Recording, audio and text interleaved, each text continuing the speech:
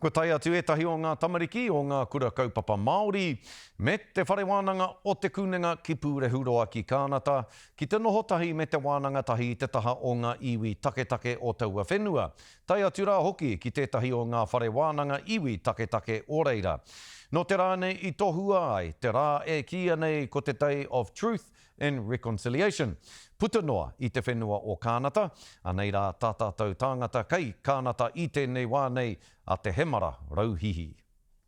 Iron Nation, take it away, boys! Neke atu te tekau mano tāngata iwi taketake i whakakotahi ki te whakanui te rao o te pono me te tatau paunam.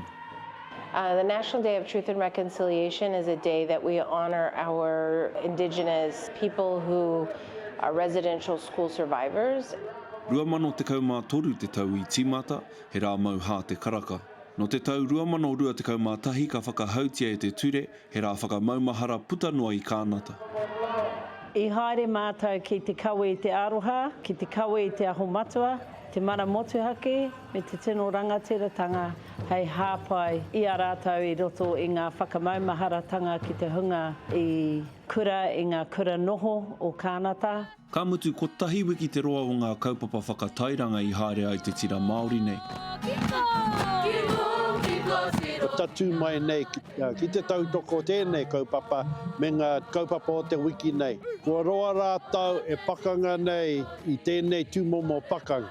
Pērā hoki a mātau i te kāinga. O tira e harai te mea he kaupapa maumahara mā te iwi taketake anake.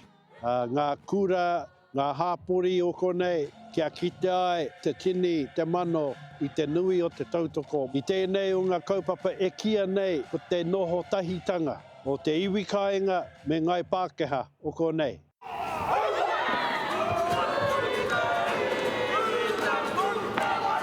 He wāhanga tēnei o te aho matua, e ki ana, kia mohi o ngā tamariki ki o rātou ake iwi, tai noa ki ngā iwi taketake puta noa i te ao.